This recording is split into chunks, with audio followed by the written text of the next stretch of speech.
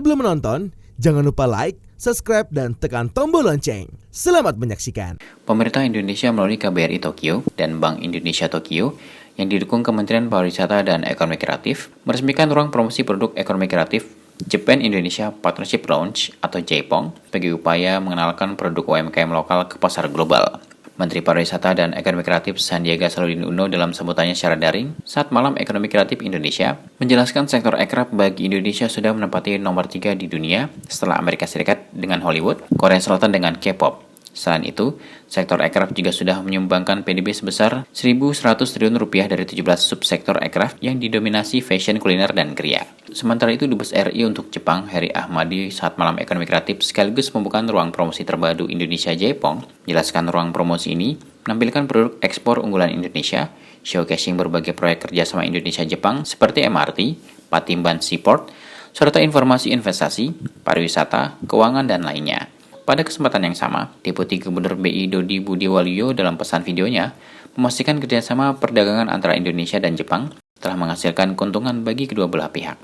Produk yang ditampilkan dalam ruang promosi terpadu Indonesia diantaranya adalah produk wastra dan perhiasan Indonesia, hasil kurasi dari karya UMKM binaan Bank Indonesia. It is very important because the creative economy already decided this year by the UN as the year of economic creative, and then Indonesia is among the promoter for this program in the whole year. That strength of the creative economy is not only found in the innovative nature but also in its inclusiveness feature.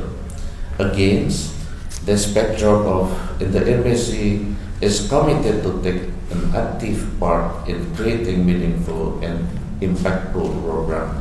It is why today we have some of a kind of the exposition of the more Indonesian creative product on textile, which is actually this year. This collected by together between with the Bank Indonesia. You know, not on it's different with the Japanese central bank. Indonesian bank, central bank also promoting small medium enterprise. So the Indonesian central bank have the special assignment to give the support for the SME, and then among the SME are producing of many creative product, which is become a very important export of Indonesia. Kepada KBRI Tokyo untuk pelaksanaan Malam Ekonomi Kreatif yang merupakan bagian dari acara networking event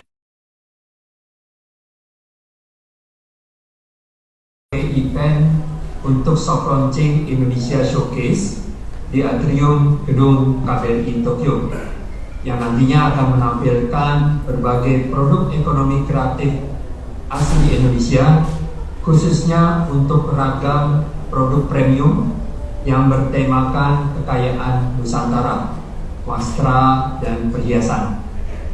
Salah satu kunci keberhasilan pemasaran atau direct selling memang ditentukan dari display produk-produk yang menarik dan tentunya sesuai dengan tampilan yang oleh konsumen. Bahkan produk makanan olahan sekalipun umumnya menyediakan tester untuk memastikan jika selera yang ditawarkan bisa cocok bagi selera pembeli, agar tentunya nanti melakukan pembelian kembali di masa mendatang. Saya lihat hal ini yang kemudian coba difasilitasi dengan lebih baik oleh KBRI setempat melalui soft launching showcase produk-produk ekonomi kreatif Indonesia secara langsung di pusat gedung KBRI Tokyo. Untuk itu kami optimis bahwa showcasing produk-produk tersebut dapat meningkatkan animo serta antusias para calon konsumen dengan barang-barang industri kreatif yang berkualitas dan sudah banyak diantaranya berhasil menembus pasar global. Memanfaatkan acara Malam Ekonomi Kreatif, turut diumumkan pula pemenang kompetisi desain batik Indonesia-Jepang yang diselenggarakan oleh KBRI Tokyo bekerjasama dengan Bank Indonesia Tokyo, Garuda Indonesia Tokyo, dan House of Batikeries. Rima Cempaka, Koordinator Fungsi Ekonomi KBRI Tokyo dalam laporannya, mengatakan promosi keragaman budaya dan akulturasi batik sebagai industri merupakan tujuan dari penyelenggaraan kontes ini. Kompetisi desain batik Indonesia-Jepang diikuti oleh 19 peserta yang sebagian besar adalah anak-anak muda pemerhati fashion dan desain dari Jepang. Desain yang masuk sebagai finalis dalam kompetisi ini umumnya menampilkan sinergi elemen-elemen budaya dan filosofi Jepang dengan motif dan filosofi batik Indonesia. Acara Malam Ekonomi Kreatif dihadiri oleh sejumlah mitra dari Kementerian Luar Negeri Jepang, Kementerian Pertanian dan Kehutanan Jepang, Asian Japan Center, JBIC, Marubeni, Mizuho, Sojitz, Sumitomo Forestry, Daiwa, dan SMBC, dan beberapa perusahaan Jepang lainnya. Peresmian dilakukan dengan undangan terbatas dan tetap mempertimbangkan protokol kesehatan. Tim Eljan Media melaporkan.